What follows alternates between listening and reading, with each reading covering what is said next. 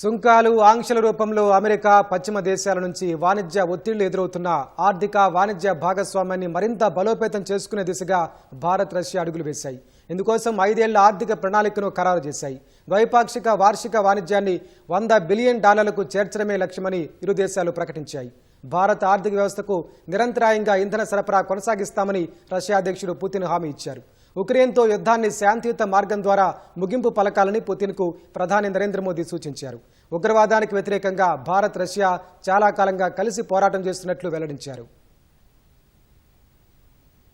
Bharat Russia 23వ శిఖరాగ్ర సమావేశం సందర్భంగా రష్యా అధ్యక్షుడు పుతిన్తో ప్రధాని నరేంద్ర మోదీ ఢిల్లీలో చర్చలు జరిపారు. భారత్ రష్యా మధ్య ఆర్థిక వాణిజ్య భాగస్వామ్యాన్ని పెంచే లక్ష్యంతో 2030 ఆర్థిక సహకార ప్రణాళికను ఇరు దేశాలు ఖరారు చేశాయి. రెండు దేశాల మధ్య 8 దశాబ్దాలుగా కొనసాగుతున్న భాగస్వామ్యానికి కొత్త ఊపునివ్వాలనే ఆసక్తిని మోదీ, పుతిన్ ఐక్యంగా ప్రదర్శించారు. 2030 ఆర్థిక కార్యక్రమం ఖరారు సహా ఆరోగ్యం, మొబిలిటీ వంటి అనేక రంగాల్లో సహకారాన్ని విస్తరించడానికి ఇరుపక్షాలు అనేక ఒప్పందాలపై సంతకం చేశాయి. భారత్ రష్యా బంధం కాల పరీక్షకు తట్టుకొని దృఢంగా నిలబడిందని ఈ సందర్భంగా ప్రధాని మోదీ గుర్తు చేశారు. विश्व में अनेक उतार चढ़ाव आए हैं, मानवता को अनेक चुनौतियों और संकटों से गुजरना पड़ा है और इन सब के बीच भी भारत रूस मित्रता एक ध्रुव तारे की तरह बनी रही है. परस्पर सम्मान और गहरे विश्वास पर टिके ये संबंध समय की हर कसौटी पर हमेशा खरे उतरे. आज हमने इस नींव को और मजबूत करने के लिए सहयोग के सभी पहलुओं पर चर्चा की.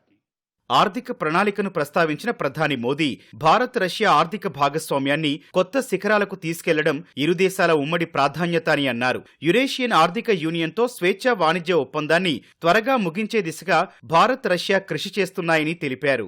हमारा गहरा सहयोग मेक इन इंडिया को सशक्त बनाने का सामर्थ्य रखता है. ये हमारे विन विन सहयोग का एक और उत्तम उदाहरण है, जिससे जॉब्स, स्किल्स और रीजनल कनेक्टिविटी सभी को बल मिलेगा. ऊर्जा सुरक्षा भारत रूस साझेदारी का मजबूत और महत्वपूर्ण स्तंभ रहा है. सिविल न्यूक्लियर एनर्जी के क्षेत्र में हमारा दशकों पुराना सहयोग क्लीन एनर्जी की हमारी साझा प्राथमिकताओं को सार्थक बनाने में महत्वपूर्ण रहा है. हम इस विन विन सहयोग को जारी रखेंगे. क्रिटिकल मिनरल्स में हमारा सहयोग पूरे विश्व में सिक्योर और डाइवर्सिफाइड सप्लाई चेन सुनिश्चित करने के लिए महत्वपूर्ण है. इससे क्लीन एनर्जी, हाईटेक मैन्युफैक्चरिंग और न्यू एज इंडस्ट्रीज में हमारी साझेदारी को ठोस समर्थन मिलेगा. ఉక్రెయిన్తో యుద్ధాన్ని శాంతియుత మార్గం ద్వారా ముగింపు పలకాలని రష్యా అధ్యక్షుడు పుతిన్కు ప్రధాని నరేంద్ర మోదీ సూచించారు. यूक्रेन के संबंध में भारत ने शुरुआत से शांति का पक्ष रखा है. हम इस विषय के शांतिपूर्ण और स्थायी समाधान के लिए किए जा रहे सभी प्रयासों का स्वागत करते हैं. भारत सदैव अपना योगदान देने के लिए तैयार रहा है और आगे भी रहेगा. ఉగ్రవాద ముప్పుపై మాట్లాడిన మోదీ దీన్ని ఎదుర్కోవడంలో భారత్ రష్యా చాలా కాలంగా భుజం భుజం కలిపి నిలబడి ఉన్నాయని అన్నారు. आतंकवाद के विरुद्ध लड़ाई में भारत और रूस ने लंबे समय से कंधे से कंधा मिलाकर सहयोग किया है. पहलगाम में हुआ आतंकी हमला हो या क्रोकस सिटी हॉल पर किया गया कायरतापूर्ण आघात, इन सभी घटनाओं की जड़ एक ही है.